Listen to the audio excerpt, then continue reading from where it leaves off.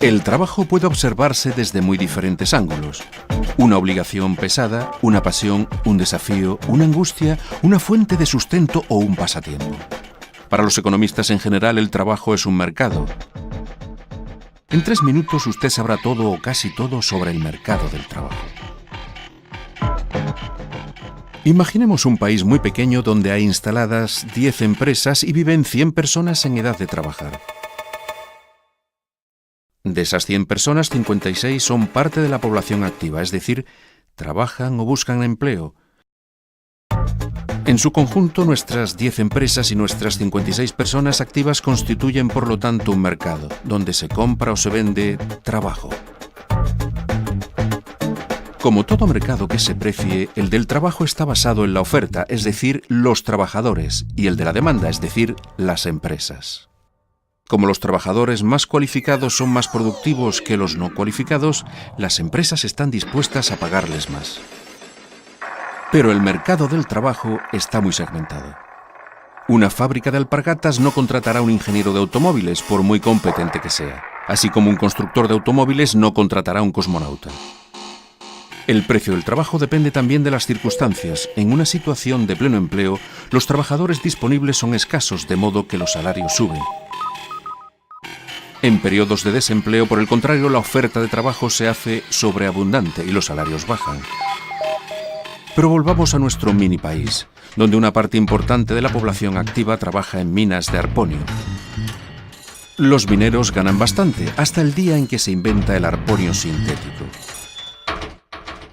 Bruscamente la actividad de las minas cae espectacularmente, el desempleo aumenta y pronto son 5 los parados, es decir, casi el 9% de la población activa. Nuestro minúsculo mercado de trabajo es inundado por esos 5 desempleados que necesitan trabajar, pero cuyas competencias han pasado a ser obsoletas. Aceptan entonces puestos de trabajo con salarios muy bajos y pasan a ser trabajadores pobres, personas que tienen empleo pero cuyo sueldo no les alcanza para llegar a fin de mes. Frente a esta situación inédita, el gobierno reacciona estableciendo un salario mínimo. Los salarios más bajos aumentan considerablemente, lo que permite que los más pobres salgan de la miseria. El problema es que este aumento brusco del coste del trabajo amenaza la competitividad de las empresas. Si no quieren aumentar sus precios, deberán ahorrar. Por ejemplo, sustituyendo por máquinas a algunos asalariados o deslocalizando la producción hacia lugares donde la mano de obra es menos cara. El salario mínimo mejora la situación de algunos, pero puede provocar que otros queden desempleados. ¿Qué hacer? Vamos a imaginar ahora no uno, sino 3 países minúsculos con el mismo problema. ¿Qué hacer entonces? En el país número 1 se suprime el salario mínimo y se deja que el mercado fije por sí solo el coste del trabajo. Los salarios de los menos cualificados bajan considerablemente.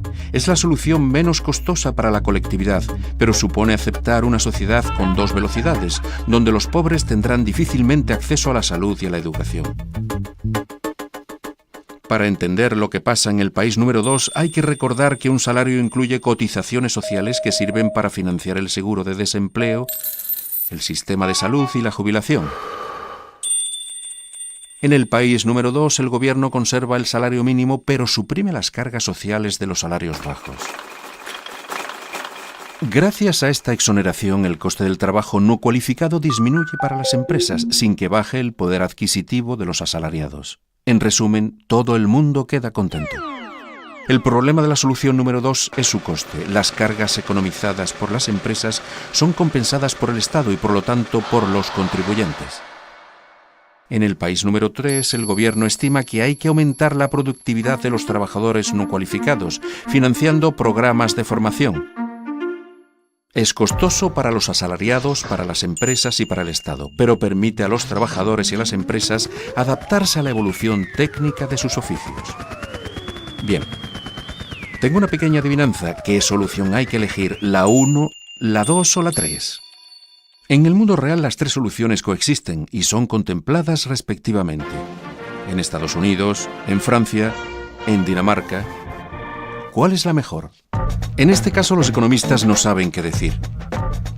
Es particularmente difícil evaluar los efectos a largo plazo de las políticas públicas. ¿Qué cifras deben tomarse en consideración?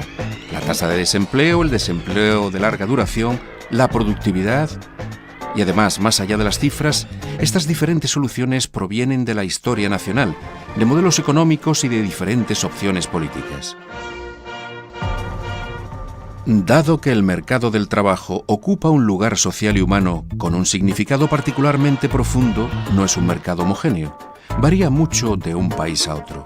En el fondo, el trabajo es un mercado de acuerdos, pero es también muchas otras cosas.